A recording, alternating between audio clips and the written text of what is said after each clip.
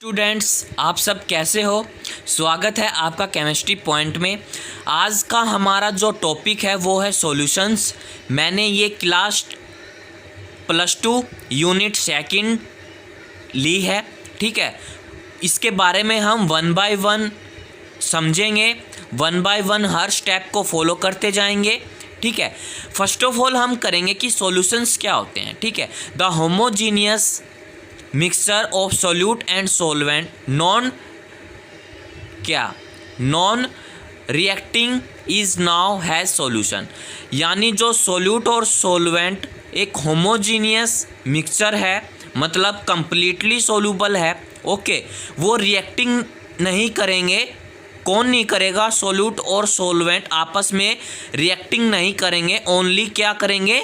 Homogeneous mixture होंगे, उसी को हम कहेंगे सॉल्यूशन। नेक्स्ट जो हमारी डेफिनेशन है वो है सोल्यूट्स क्या होते हैं। The minimum amount of substance present in the solutions are called to solute. जो हमारी मिनिमम अमाउंट की जो सब्सटेंस होती हैं, ठीक है, वो एक सॉल्यूशन बनाएगा, ठीक है। वो क्या सॉल्यूशन बनाएगा कि कोई एग्जांपल ले लिया मैंने, ठीक है। अगर मैंने शुगर को वाटर में डिज़ोल्व कर दिया तो क्या होगा? अगर वाटर को शुगर के साथ डिज़ोल्व कर दिया तो क्या होगा? एक्चुअली मैं आपको बताता हूँ कि जो शुगर को हम वाटर के साथ डिज़ोल्व करेंगे तो हमारा मिनिमम मतलब लेस अमाउंट होगा किसका? सोल्यूट का, ठीक है। अगर हम वाटर को शुगर में डिज़ोल्व करेंगे तो क्या होगा? तो वो मैक्सिमम अमाउंट होगा। तो यहाँ क्या कहना चाहता है कि जो हमारा शुगर है वो क्या है? लीस्ट फॉर्म में, मतलब वो सोल्यूट है, ओके। और जो वाटर है वो मैक्सिमम अमाउंट के अंदर है, ठीक है। इसने एक नई डेफिनेशन दी है extra. The substance which dissolve in another substance is called solute. मतलब कि जो जो भी सब्सटेंस है वो किसी और में भी डिज़ोल्व हो सकते हैं, वो क्या कहलाएंगे? सोल्यूट्स कहेंगे, ठीक है। फॉर एग्जांपल ले लिया इसने sugar in water and sugar is a solute. मतलब जो शुगर होगा वो क्या होगा? हमारा सोल्यूट होगा। किस फॉर्म में? मिनिमम अमाउंट के फॉर्म में। आगे हमारी नेक्स्ट डेफिनेशंस क्या है? सोलवेंट क्या होते हैं? The maximum amount of substance present in A solution is called solvent and water is a solvent, ठीक है। इसमें क्या दे रखा है? इसमें है मैक्सिमम अमाउंट।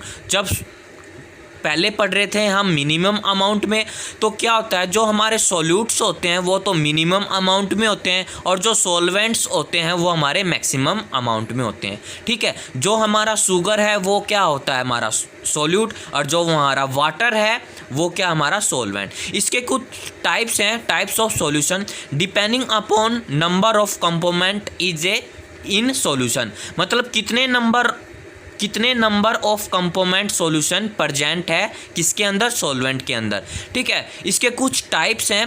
फर्स्ट टाइप है हमारा बाइनरी सॉल्यूशंस। क्या होते हैं? हैविंग 2 कंपोनेंट, मतलब इसका एक ही सॉल्यूट हो सकता है और एक ही सॉल्वेंट है इसके अंदर।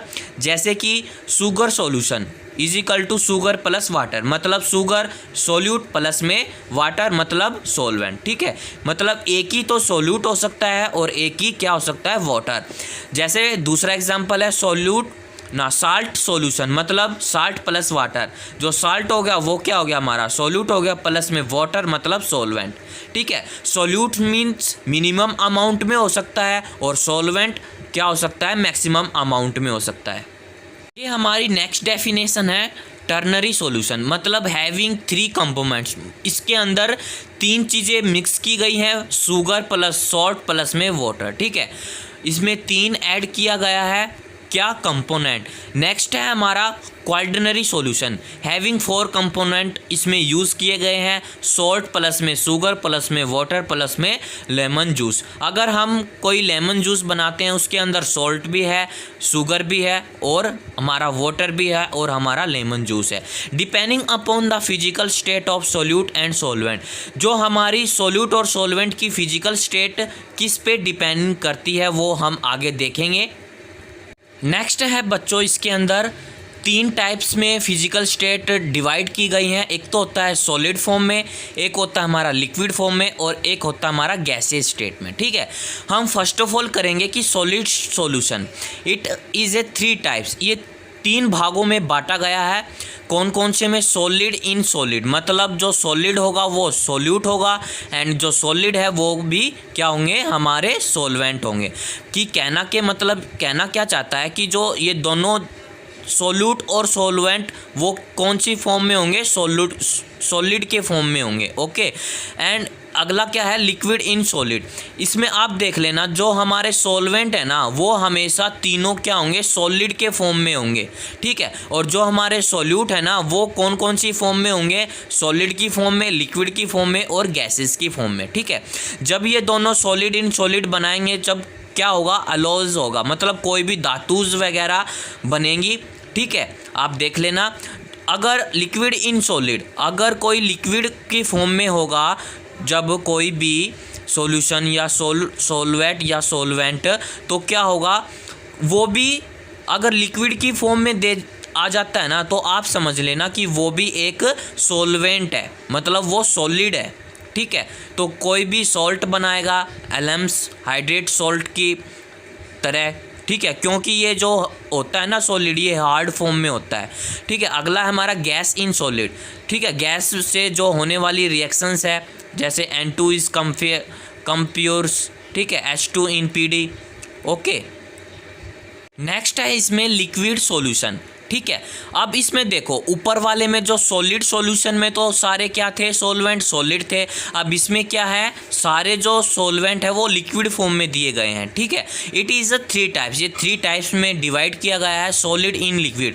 जो हमारा सॉलिड आ गया ये क्या है? हमारा मिनिमम अमाउंट में। जो हमारा लिक्विड है ये क्या है? हमारा मैक्सिमम अमाउंट में। जब सॉलिड इन लिक्विड की फॉर्म में बनेगा हमारा कोई भी तो सॉल्ट सॉल्यूशन या शुगर सॉल्यूशन बनेगा। एंड लिक्विड की फॉर्म में जो बनेगा वो कोई अल्कोहल इन वाटर, अल्कोहल भी लिक्विड है और वाटर भी लिक्विड है। गैस इन लिक्विड, ठीक है, जो गैस फॉर्म में लिक्विड बनेगा जैसे soft drink, cold drink, soda drink. मतलब क्या होगा? जो हमारी CO2 जो गैस है, कार्बन डाइऑक्साइड, जब हम कोई चीज़ को ओपन करेंगे इनका ढक्कन तो गैस रिलीज होगी। ठीक है, किसके कारण होगी? वो CO2 गैस उसके अंदर होती है। ठीक है, कार्बन डाई गैस उसके अंदर क्या होती है? हमारी रिलीज हो जाती है। ठीक है, उसके द्वारा वो गैस निकलने लग जाती है। ठीक है, नेक्स्ट है हमारा गैसियस स्टेट। अब देखो सॉलिड इन गैस, जो हमारे सॉल्वेंट थे ना वो अब गैसियस फॉर्म में आ गए हैं। ओके, और जो हमारे सॉल्यूट थे वो सॉलिड में, लिक्विड में और गैस में। अब जो ये गैस है ये हमारे मैक्सिमम अमाउंट में है और ये हमारे मिनिमम अमाउंट में है। जब सॉलिड इन गैस में जब रिमूव होगा तो क्या होगा? स्मोक्स होंगे। लिक्विड इन गैस होगा तो म्यूसर उत्पन्न होंगे। एंड गैस इन गैस हो तो मतलब एयर, मतलब कोई भी गैस होगी जैसे ऑक्सीजन गैस, नाइट्रोजन गैस, ठीक है, कार्बन डाइऑक्साइड, सॉरी मतलब ऑक्सीजन गैस होंगी, नाइट्रोजन गैस होगी एंड ETC कोई भी गैस होंगी। ये थी हमारी solid solution, liquid solutions and gases state. Next point है हमारा एक्वस एंड नॉन एक्वस क्या होते हैं। एक्वस सॉल्यूशन और नॉन एक्वस सॉल्यूशंस क्या होते हैं? The solutions which have water has a solvent is called aqueous. यानी जो सॉल्यूशन बनता है उसके जो सॉल्वेंट रहेंगे वो वाटर के अंदर रहेंगे। ठीक है, वाटर ही रहेंगे उसके सॉल्वेंट। ठीक है, तो इसके एग्जांपल है जैसे सॉल्ट सॉल्यूशन, शुगर सॉल्यूशन। ठीक है, और जो नॉन एक्वस सॉल्यूशन है वो क्या होंगे? The solutions which have not water has a solvent is called to the non aqueous solution. मतलब जो इसमें ना सॉल्यूशंस के अंदर सॉल्वेंट तो रहेंगे बट वाटर डिजोल्व नहीं होंगे। वाटर कुछ भी हो सकते हैं, अल्कोहल ले लेगा, ये कुछ और ले लेगा, तो ओनली वाटर ऐड नहीं होंगे, सॉल्वेंट तो रहेंगे इसके अंदर। फॉर एग्जांपल जैसे मीथेन CH4 इन बेंजीन, ठीक है, C6H6 CCl4 इन ईथर, ये इसके एग्जाम्पल है। अब हम करेंगे method of determining the concentration of solutions. ठीक है, following method are used of determining the concentration of solution. ठीक है, इसमें अब कहोगे कि कंसंट्रेशंस क्या होते हैं? जो सॉल्यूट के पार्टिकल्स होते हैं सॉल्वेंट के अंदर कि उनकी कंसंट्रेशंस कितनी है। उन्हीं कंसंट्रेशंस को जानने के लिए हमें ये 7 जो पार्ट हैं इनको फॉलो करना पड़ेगा, तभी हम किसी सॉल्यूट के पार्टिकल का कंसंट्रेशन निकाल सकते हैं।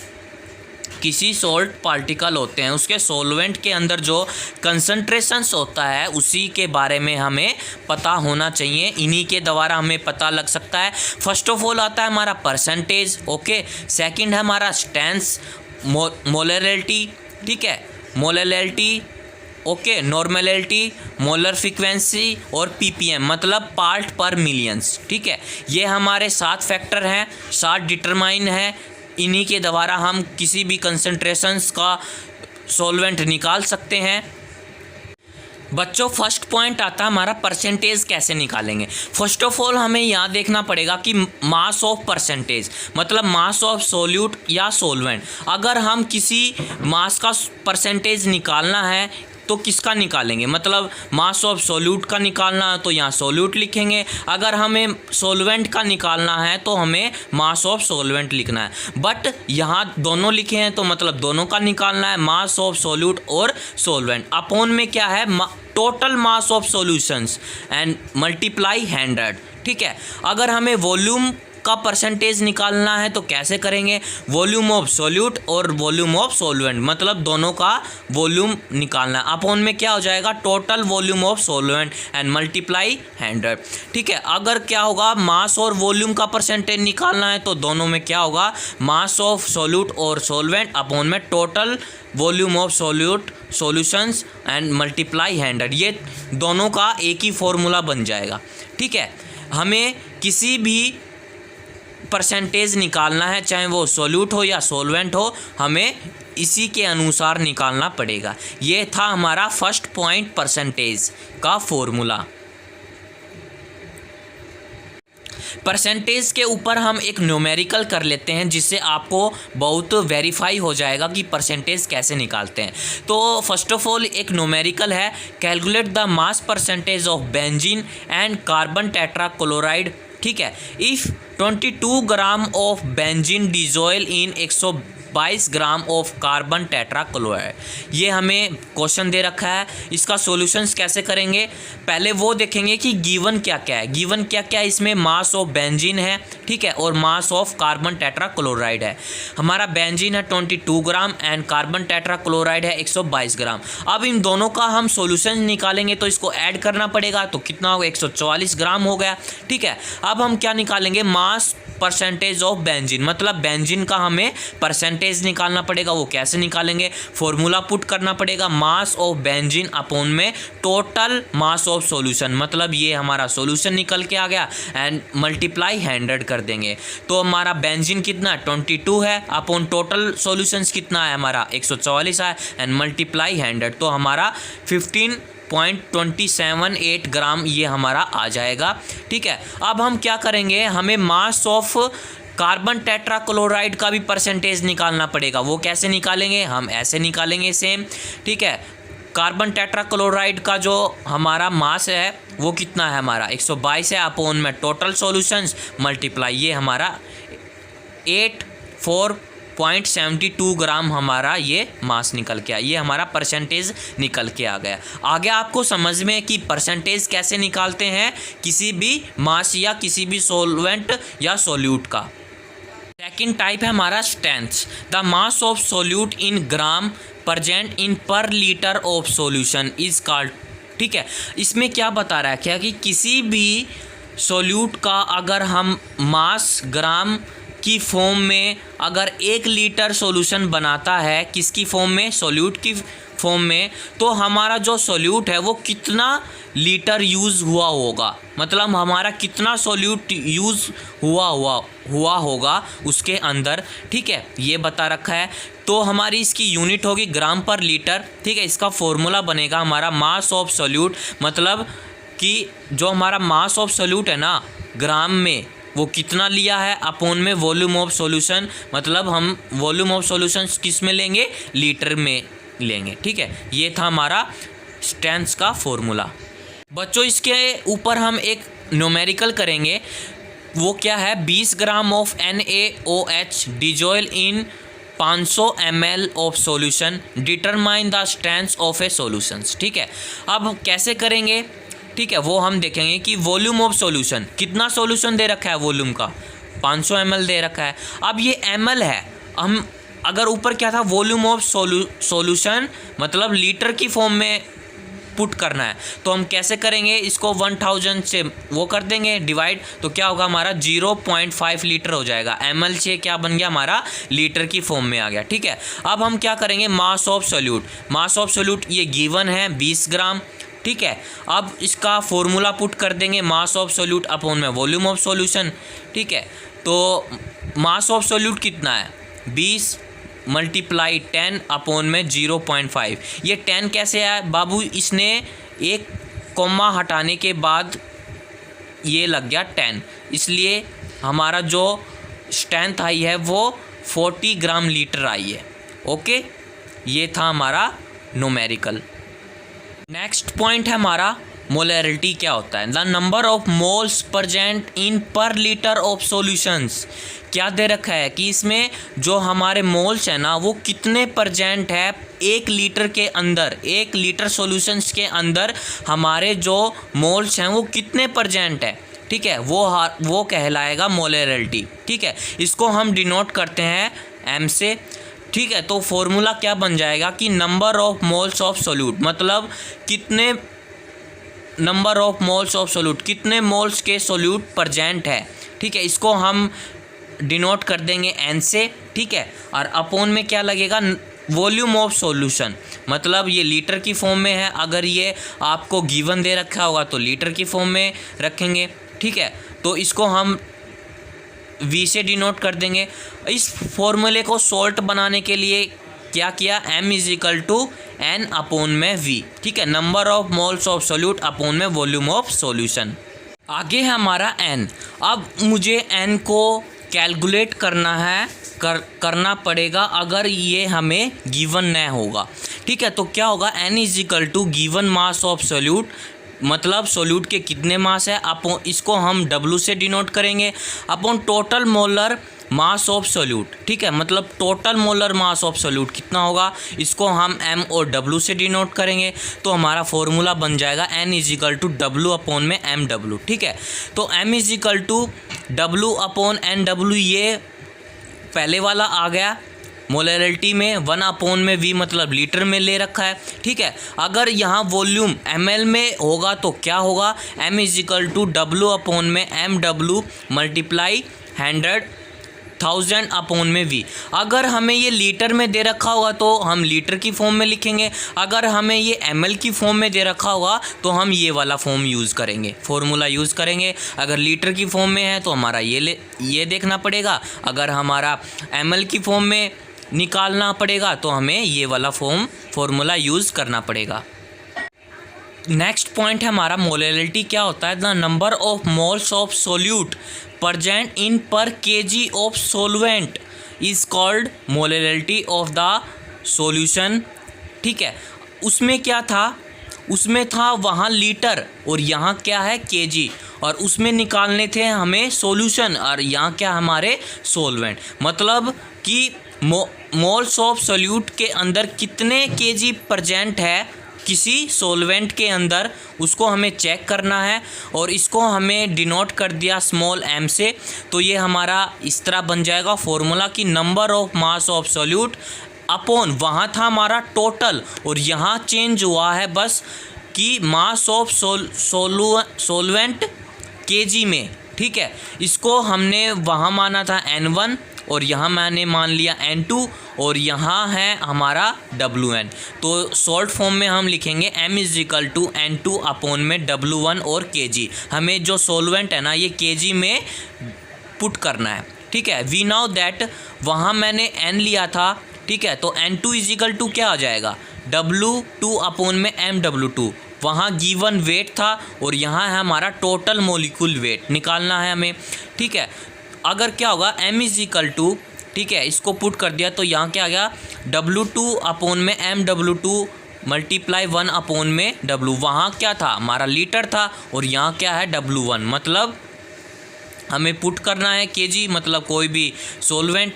अगर हमें ये फॉर्मूला लगाना हो किसी केजी के फॉर्म में तो हमारा ये निकलेगा। अगर हमें ग्राम में निकालना हो तो हमारा ये होगा। बट हमें इसको किस में कन्वर्ट करना पड़ेगा? केजी में कन्वर्ट करना पड़ेगा। क्यों? क्योंकि इसने दे रखा है कि mass of solvent is equal to KG में होना चाहिए। ठीक है, ओके, समझ में आया? ये है हमारा मोलैलिटी। अब एक हम न्यूमेरिकल कर लेते हैं। किसके बेस पे है ये? मोलैलिटी के बेस पे है। 9.8 gram of H2SO4 dissolved in 450 ml, यहाँ ml दे रखा है, ये देखना है आपको, ऑफ सॉल्यूशन। ठीक है, फर्स्ट ऑफ ऑल हम क्या करेंगे, मास ऑफ H2SO4 हमें ये गिवन है, ये है। अब हम क्या करेंगे, मोलिकुलर वेट ऑफ H2SO4। आपको ये सब आता है कि हम कैसे निकालेंगे, एक बार मैं फिर से रिवाइज कर देता हूँ। यहाँ हाइड्रोजन्स का मोलिकुलर मास होता है हमारा एटॉमिक नंबर 1, तो 1 × 2 हो गया। सल्फ़र का होता है 32 एंड ऑक्सीजन होता है हमारा 16 पर, और कितने दे रखे हैं 4। तो ऐसे करके ये 93 ग्राम मोलर पर लीटर आ गया है। ठीक है, आगे हमें क्या निकालना है कि वॉल्यूम ऑफ सॉल्यूशन V निकालना है। हमें ये गिवन है 450 ml है, ये ध्यान रखना है। ml है तो हमें क्या करना पड़ेगा, लीटर में कन्वर्ट करना पड़ेगा। ठीक है, तो फॉर्मूला हम पुट करेंगे, M = W/m, W × 100/V। तो हमें ये वैल्यू पुट करनी पड़ेगी। तो हमारा टोटल कितना है, हमारा 0.22 ग्राम लीटर पर सेकंड आया है हमारा। ये तो था हमारा कैलकुलेट ऑफ मोलैलिटी। अब हम निकालेंगे, वो तो था हमारा क्या, मोलैलिटी। अब हमारा मोलैलिटी। नेक्स्ट हमारा न्यूमेरिकल है 22 gram of benzene dissolved in 150 gram CCl4 determine is its molality. ये आपको खुद करना पड़ेगा, मैंने वो बता दिया है, ऊपर वाला समझा दिया है, वैसे ही ये है। ठीक है, बस केस अलग है और फॉर्मूला थोड़ा अलग है। ठीक है, मैंने वैसे कर दिया है, मैं समझाऊंगा नहीं, मैंने एक ऊपर वाला आपको समझा दिया है, ये आपको खुद करना पड़ेगा। वैसे तो मैंने इसका आंसर निकाल रखा है। नेक्स्ट स्टेप है हमारा मोल फ्रैक्शंस क्या होते हैं। It is a ratio between the number of moles of one substance and number of moles of all substance present in A solution. ठीक है, it is a denoted by x, इसको हम small x से represent करते हैं। First of all ये कहता क्या है कि मोल फ्रैक्शंस क्या है, मतलब हमारा जो मोल फ्रैक्शंस में किसी भी सॉल्यूशन में, चाहे वो सोल्यूट के हो या चाहे वो सॉल्वेंट, उनके अंदर प्रेजेंट होते हैं ठीक है, प्रेजेंट होते हैं किसके अंदर, सॉल्यूशंस के अंदर।